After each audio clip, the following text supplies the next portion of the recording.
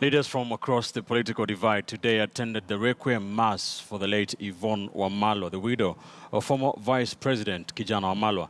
The leaders, who included Cabinet Secretary Eugene Wamalwa and NASA Principal Raila Odinga, paid tribute to the late Yvonne, describing her as someone who served others first. The mass was held at the Consolata shrine here in Nairobi. Family, friends and relatives of Yvonne Wamalwa Nambia congregated at the Consolata shrine in Westlands, Nairobi to pay tribute to a departed soul.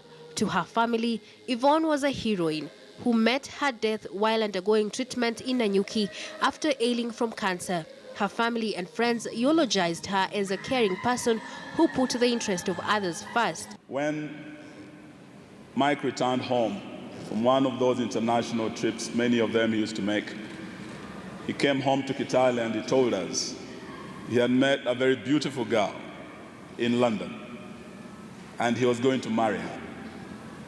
We were all very shocked because when our late father, Senator William Wamalwa, passed away, we were all very little children. Mike raised us, put us through school, put us through college. And for over 30 years, he remained unmarried. Not that there were not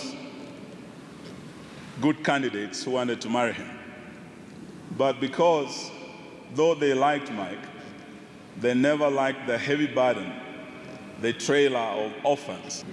So she was an athlete and we didn't know. The third thing that surprised us about Yvonne is that she started reading at a very early age.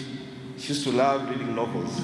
She graced the office of the Second Lady with dignity and style.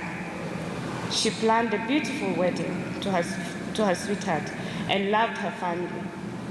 We called her Mother Goose because she was always there to love and care for us. NASA leader Raila Odinga also attended the requiem mass, giving a brief account of how they met with Yvonne. And although the occasion was solemn, Raila did not fail to crack some jokes, sending mourners into a fit of laughter. I think there's no day like the day we saw on 30th. There was Raila mania, people came out in passion to be with him. There was Raila phobia, those who feared and stayed away. Karim right on. I've come to mourn a friend, Yvonne Wamalwa. But then Eugene forgot to say something.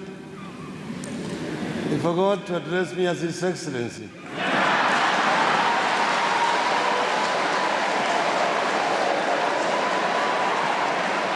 We were in Perth, in Western Australia.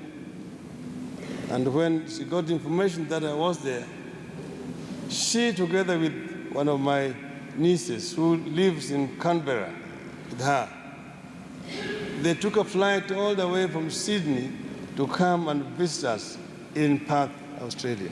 Today, I'm not addressing. My first address is going to come, so I'm not going to talk because it has just been sworn in recently.